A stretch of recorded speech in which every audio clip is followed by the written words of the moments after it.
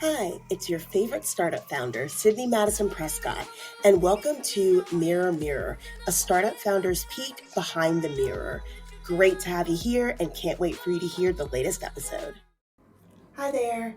So, I wanted to join you today and talk a little bit about my decision to start working on my applications for my PhD. Let's start with a little bit about my academic background. So, I did really well in high school, had no idea what I wanted to be or do once I graduated. Um, I came from a very abusive, maladaptive household, so I didn't have any guidance in terms of even going to college. The only thing that I was told is once I graduated from high school, I would have nowhere else to live and I would have to leave. So I knew the entire time basically that I knew from a very young age, looking at the abuse and the dynamic in my home and the poverty, that the only way that I was ever going to be anything is with my mind. Like, I knew that. I had nothing else. Like, I knew that, I'm coming from a family that I have no financial support, I have no emotional support. There was no spirituality in the home. So there was nothing. There was nothing of substance that I could take with me, per se. And so because of that, even when I was a little kid, I knew, like, okay, I'm smarter than most people, and that's gonna be what gets me out of this being poverty. And so I took that very seriously. To this day, I think it's just such a blessing. I have no idea on planet Earth how I was able to finish high school and graduate and make good grades given what I was going through at home. That's another episode, but pretty much every single day there was some sort of emotional or physical abuse going on. And I'm not kidding. I mean, every single day of my life when I was growing up, all the way from being a little kid all the way until I graduated high school and left the abusive home. So it was just a huge thing for me that I was able to somehow, by the grace of God, get the grades that I needed to be able to get out of there.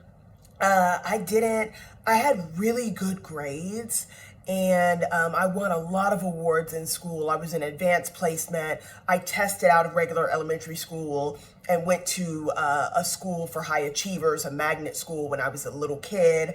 So I was really smart, and unfortunately, because I didn't have any financial support or emotional support, my pathway to college was limited. Looking back in hindsight, I should have gone to an Ivy League school for sure. Like, I had the grades, the ambition, the mind, I still have it. But unfortunately, I didn't even have help doing my college applications. I didn't have the ability to even prep for the SAT, the ACT. I took the SAT blind with no prep, no nothing, and made a score good enough to get into college. And I only took it once, which is in the middle of being constantly abused, which again I just can't believe it. Looking back, I'm like, wow, girl, like, you did that. But so I took the SAT, no prep, one time, made a high enough score to get into the only school that I applied to, because I didn't have enough money, and I didn't know about fee waivers, and I didn't have any support or any help. I actually was yelled at when I asked about getting help with college applications in my home. So at that point, and I was told, and I wasn't working because I was, 15 at the time. So I was just told that I could only apply to one college. That's what I was told. So I applied to one university, and I got in. Again, by the grace of God. And that one university was Georgia State University, which is a research institution, which dictated my path, my academic path, which is really amazing. And it's very serendipitous, but nothing is by luck, by random. So I got into Georgia State University. I still struggled because I did not have adequate financial aid. I did not have any support whatsoever. I was told to never ask for financial support, anything from the abusive home that I had come up from. So at 17, I went to college with no money, no support. I lived in the dorms. Everybody around me had a meal plan. Everybody around me was buying groceries. I'll never forget, the only thing that I had was 1 gallon of milk, 1 box of cereal, and a stick of butter in the fridge. And I really struggled emotionally, psychologically, being around other people where their parents would come to see them every weekend. They would bring them food. They would take them grocery shopping during the week. And I had nothing. I started working at a department store. I started working at Macy's. And that was able, and I was also going to school full time, but that was able to get me at least a little bit of money so that I could buy food. And I would usually buy things like ramen noodles and cans of tuna, things and rice, like things that I could stretch out over time and make work throughout the week, because I wasn't making a lot of money, obviously, like working as in retail. And that got me through. And so during one of the classes that I took was actually an introduction to philosophy is what I took. And I took it as an elective because I wanted to major in international business, and I eventually wanted to go to law school. That was my original path. So I took, during that time, I took a course in Introduction to Philosophy. I had no idea what it entailed outside of, you get your little summary of what the course is going to be about. But I felt like it was interesting and I wanted to take it. And little did I know that was going to dictate my path in life. So I took that course as an elective, and I did really well. And it was all about, like, they introduced us to what is the structure of a proper argument, what is logic, what are logical fallacies. We would do things where we would break down arguments so that you understand the different components of an argument, which tells you whether or not the argument is logical. Critical thinking skills, skills that I still use to this day. And in that course, I loved the course. It was an elective for me, but I made an A. And I got an email after I took the course, and I was told that it was a high fail course. I think they said over like 70%, 75% of people that took that course typically failed. And I think I made an A plus. So the head of the Department of Philosophy emailed me and asked to meet me. And I was like, I don't know what this is. I don't know what's going on. But I was like, sure, always say yes. That's a big mindset that I have. And one of my personal mantras is always say yes to any opportunity that makes sense, that's not going to harm you or harm someone else. So I said yes. And when I said yes to that opportunity, I met with the department chair of the philosophy department, and he talked to me about potentially majoring in philosophy. And he talked to me about how philosophy majors score higher on the LSAT than anyone else, any other majors, I should say. How philosophy majors also do really well in the business world, and just basically because philosophy is all about a high amount of critical thinking, more so than the average person, being able to solidify your reasoning abilities, whether it's through reading comprehension, whether it's through writing, but being able to do that. And then also being able to really break down really complex concepts in a way that anyone can understand them. And that's also helped me in the business world a lot, because that's why I can explain really complex engineering things in a very simple manner, because I learned that through philosophy. So the philosophy chair asked me, told me all about, why I should switch to be a philosophy major, and he sold me on it. And I had no idea what it entailed. He broke down, of course, like, here's the different courses you would take, here's the path you would take. You could still do pre-law concentration, and, you would just switch to being a philosophy major. And he sold me on it, and I switched my major. So I switched my major officially to philosophy with a pre-law concentration and a double minor in political science and ethics. And with that, my academic career was made. I began to really, really flourish, and I realized that I had been a philosopher my entire life because I was always questioning the status quo, always asking why. And everybody hated me for that. Like, I would always question norms. I would always question traditions. I would always say, why? Anything that someone said. I would call out illogical things. And I didn't know when I was a kid and a teenager, but that was the basis of what it means to be a philosopher, which is to think critically about the world around you and to ask probing questions that no one else is asking. And you're doing that because you want to really figure out the essence of not only what it means to be human, but what it means to interact with other human beings, what it means to create systems that other human beings will interact with, and also what it means to build societies, interact in societies, and how societies impact individuals and vice versa, how individuals impact society. So there's so much that goes into that. And it is a very, I would say, proudly nerdy, it's a very nerdy, I'll say major, a very nerdy subject area. It's very dense. It's highly intellectual, which is why most people fail out of introduction to philosophy classes, let alone why they would never major in philosophy, because it's freaking hard. Like, it's really hard. You start getting into metaphysics, you start getting into philosophy of mind, you start getting, I mean, it starts getting so incredibly, I'll say intellectually taxing that it's like not even funny. But I loved it. Like, I soaked it up like water to a sponge. And I ended up, because I was also in the honors college, and the honors college was for high achievers in Georgia State University. You could apply to get into the honors college.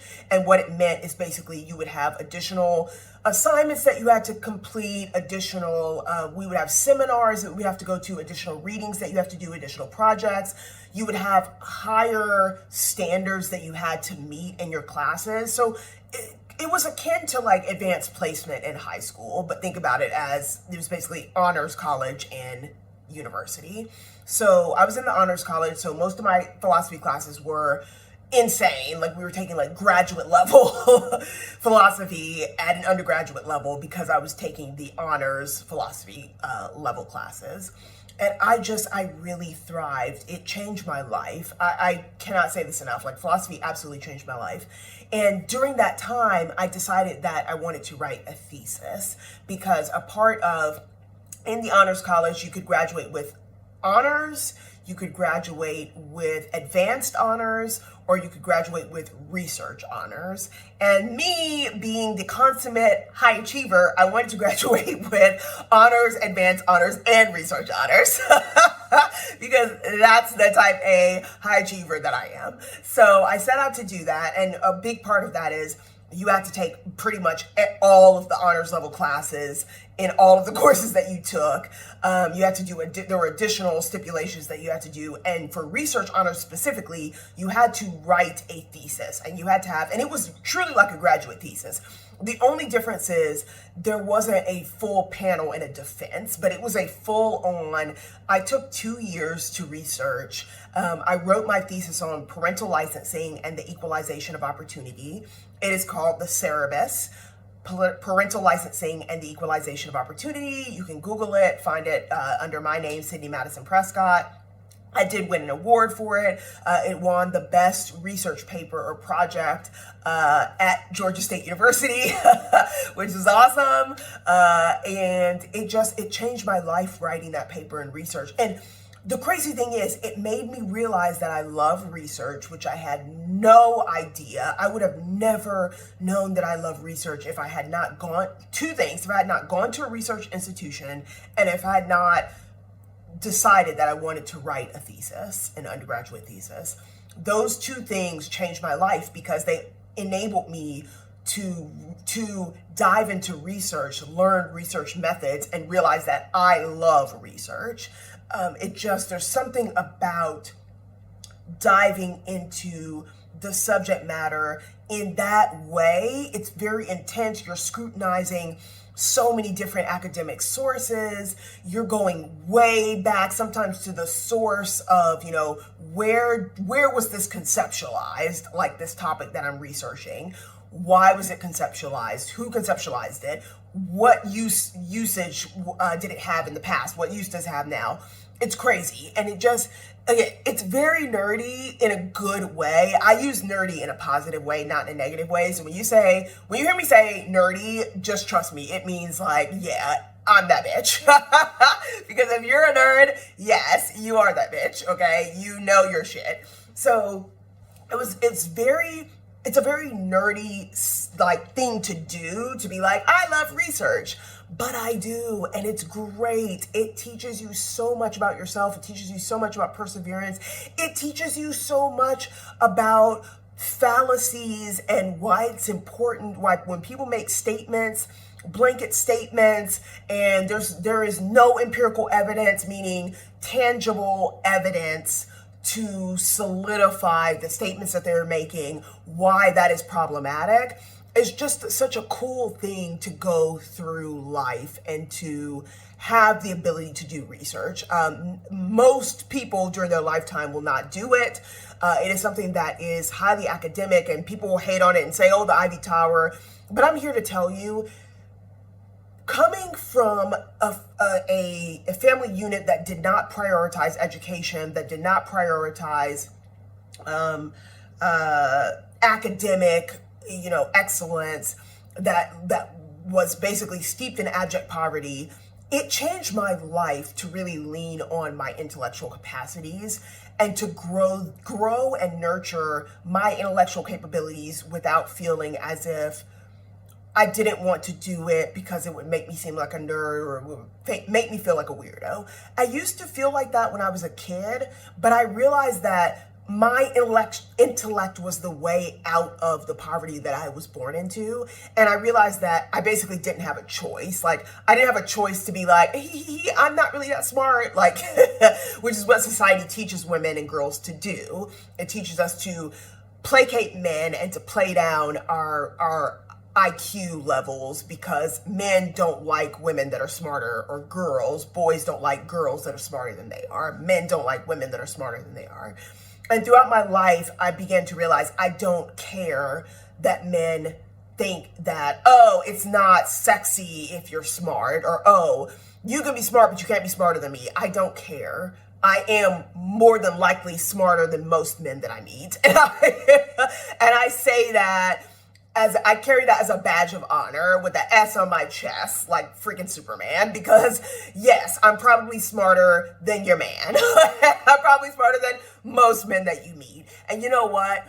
That's an honorable thing to be, especially as a woman living in a patriarchal society that teaches us that we are supposed to dumb ourselves down and act like we don't have the intellect that we were born with as a blessing.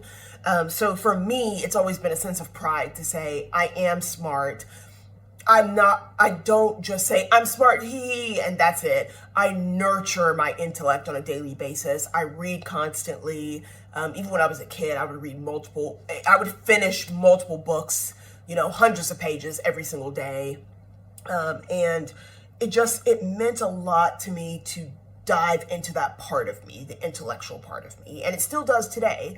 And that leads me to, when I graduated from Georgia State, I had so much passion for the topic that I was covering, which is it ethically permissible to interfere in the private sphere of this family by saying that parents must be required to have a license to raise children in order to prevent child maltreatment and thus advance the potential equalization of opportunity for all individuals.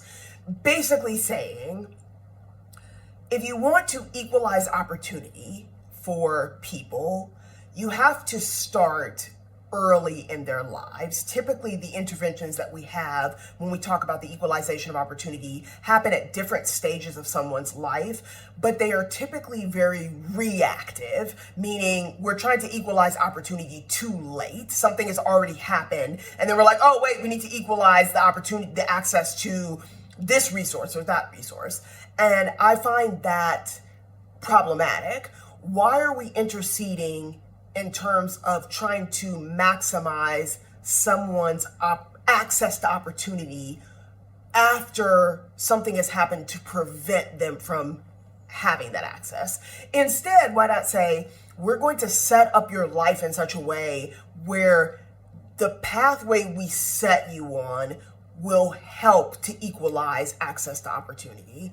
And that pathway starts with ensuring that we minimize the possibility that you will be negatively impacted by child maltreatment, meaning anything from physical abuse to emotional abuse to neglect, all of those different things, because all of the empirical evidence shows that the things that happen in the home impacts the trajectory of someone's life, pretty much the entirety of their life.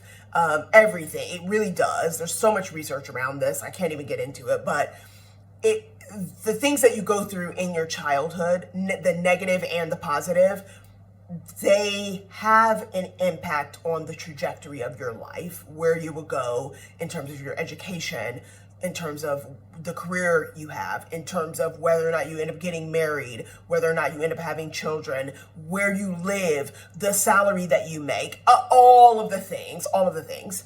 And so that's where I said, I want to maximize access to opportunity, and I want that equalization of opportunity to start from birth. And in order to do that, the biggest thing that I can think of that would positively impact someone's trajectory is making sure that they do not have, they are less likely to be mistreated as a child, in terms of abuse from an abuse perspective. And so that's what I researched. I researched one, just how does childhood abuse impact an individual psychologically, socioeconomically, physically, because there are things that actually happen from a cognitive perspective when you have been through physical abuse and trauma as a child. Those physical changes, again, stay with you your entire life, literally your entire life. And so I researched that. Then I researched from philosophy perspective, Hugh LaFollетte's Licensing Parents. So Licensing Parents is an essay that Hugh LaFollette, who is an American philosopher, wrote in the 1980s. I think it was 1980. And he was he conceptualized this argument of basically the premise of parental licensing as a way to mitigate harms, and his argument was, we license other activities because of the potential harm that those activities cause to others.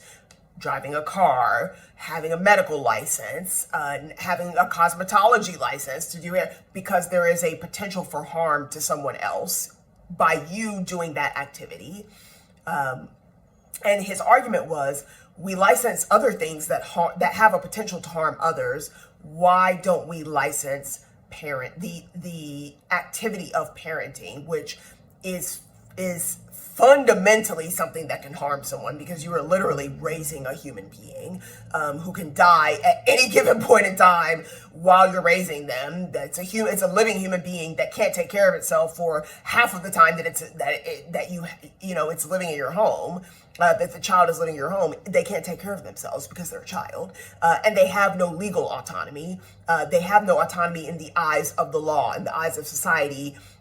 That is, when you're a child, your parents are the proxy. You are the proxy of your parents, so you do not have full control of your autonomy as a child, nor do you have it in the eyes of the law. From a legal perspective, two different distinctions, but still. And so for me, in seeing his argument about, we license other activities that potentially cause harm to others, why don't we license parents? I was like, if we did license parents, we could potentially minimize the amount of, well, we could minimize the likelihood of harms befalling children at the hands of their parents due to maltreatment. And then as a result, we could positively impact the trajectory of someone's life, which means that we would then be amplifying their access to opportunity. So we would be equalizing their opportunity. And that's where I came up with this concept. It was a blended concept. And then I weaved in John Stuart Mill, who's another philosopher, his conceptualization of the harm principle, which is basically, it's a philosophical framework by which, in theory, society is only allowed to interfere with the autonomy of individuals if there are potential harms that could befall someone else as a result of that individual's activities. Meaning, if there's a possibility that I could harm you by doing something, in theory, society has the right to interfere with what I'm doing, because what I'm doing could potentially cause harm to others. Now, where the theory gets a little murky is, how do we define harm? How do we define intervention, right? Who do we define as society in terms of enforcement? How would this be enforced? There's a lot of gray area there, right? And then I also got into John Rawls and the veil of ignorance and his conceptualizations of justice. Again, we're getting very deep into philosophy, but these are the things that I love as a philosophy major. And that's where my passion has always been. I started diving into, of course, after college. So I graduated as a philosophy major, top of my class. I graduated magna cum laude. I graduated with distinction in the major by faculty vote, which is incredible. So I graduated with distinction in the major of philosophy by the Georgia State Philosophy Department's faculty voted and gave me that distinction. And then I also graduated, I graduated with the George W. Beswanger Award for the most distinguished philosophy major, which is incredible. And then I also graduated magna cum laude. So I just graduated with all the stuff. And I did graduate with, after my thesis, finished my thesis, got the sign off, won an award from Georgia State University for the best research paper or project for my thesis. And then as a result of my thesis and completing it, I also graduated with everything that I wanted, which was my honors, my advanced honors, and my research honors. So I graduated with all of the honors that were humanly possible at Georgia State University for a philosophy major, which I was so proud of, because again, it was just really, really hard for me. I didn't have any emotional or financial support. I worked 2 jobs to put myself through school, and it was really emotional for me being able to prove myself in that way. Despite not having the support system that most of my peers had. And so after that, because one of the last things I did is I was working 2 jobs. I also had an internship. And then my internship was in technology, and that ended up turning into a full-time job, my first salaried position. I got an offer after I graduated, and that's what brought me into technology. And so throughout my time in technology, I have constantly been thinking about my thesis and parental licensing. It's been on my mind nonstop. It is like low-key kind of one of those things where it has become an obsession in a good way because of what I went through growing up in a home that was full of physical and mental abuse. I truly feel as if this is my life's work. To dive into this and to bring this to the forefront of public policy, this conceptualization of a license for parents in order to prevent child maltreatment. And so I got my MBA following my from Brunel University. I was a part of the first MBA program that was all women in the United States of America. So that's another credential that I have. And then I have just been working and, gaining awards, a lot of different things from Silicon Valley and all different stuff, Global Tech Innovator Awards for technology. But my passion continues to be interdisciplinary, talking about ethics and also talking about technology. And so that's what I'm revisiting for my PhD. I want to really take this thesis and go the distance. I would like to not only have my dissertation be about parental licensing and dive into applied ethics, so not just like theoretical, hey, this is how it could work, but like, can I actually design an ethical way to do this to license parents? And on top of that, can I showcase that we could use AI as a model to predict the outcomes for families where the parental license intervention takes place? And so that is going to be hopefully a key component, I'll say, of my thesis is diving into that synergy between technology and philosophy from an ethical perspective, in terms of, is it feasible for us to intervene in the private sphere of the family in this manner? And if so, could you create an ethical way to do this by leveraging AI? So that's going to be hopefully a key component of what I do with my doctoral program. I am planning on applying to the Ivy League schools because that's always been my dream. I am still also finishing up another degree on the side from Cornell University, but I really, my dream of dreams is to get accepted into Harvard. And I'm kind of like getting emotional just talking about it, but if I were able to get my philosophy PhD from Harvard, I feel like the intellectual rigor that I would have access to, as well as just, really being in a place where I can explore these concepts with some of the brightest minds in the world it would be life-changing. It really would be. And of course, there are many universities that I plan to apply to that I love, that I'm researching. I also love Yale's program.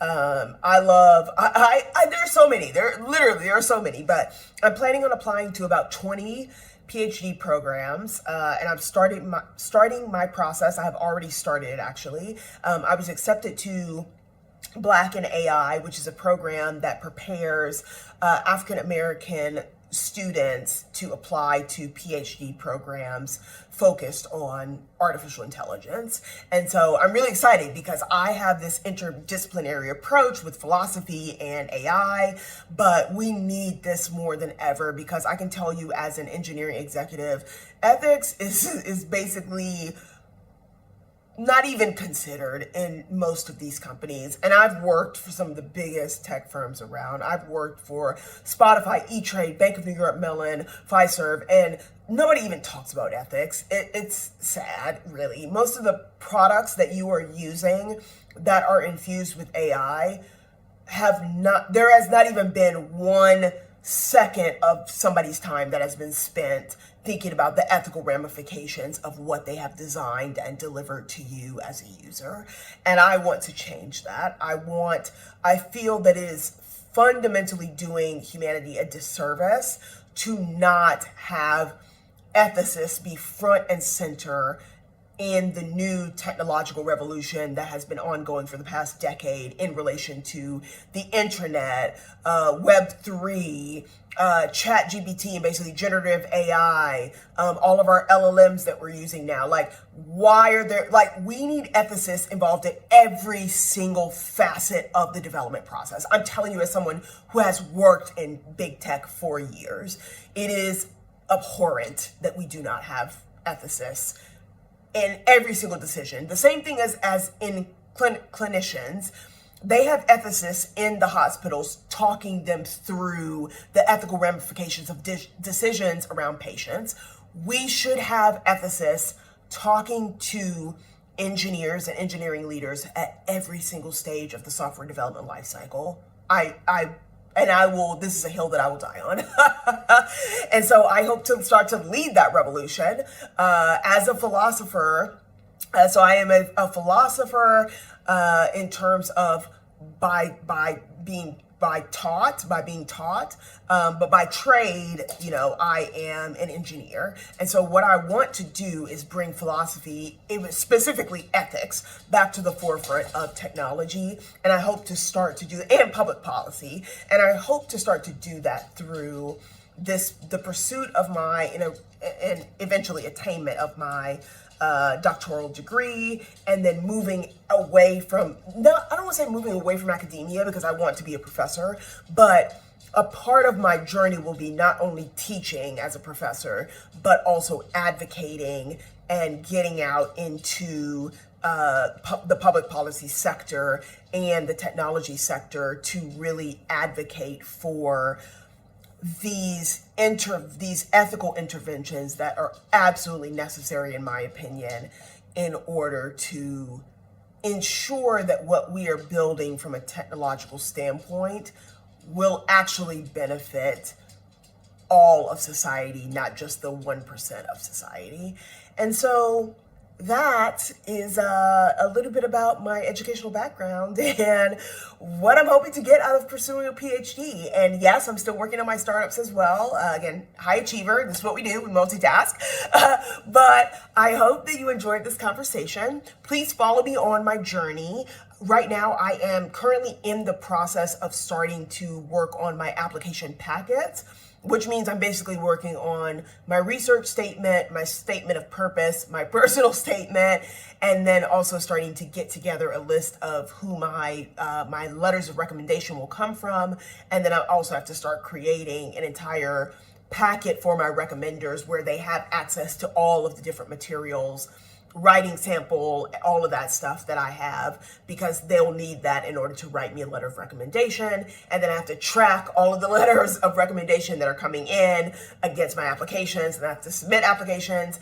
Most of my applications are due by the beginning of January. So this is kind of my crunch time from now, September, until December, to refine.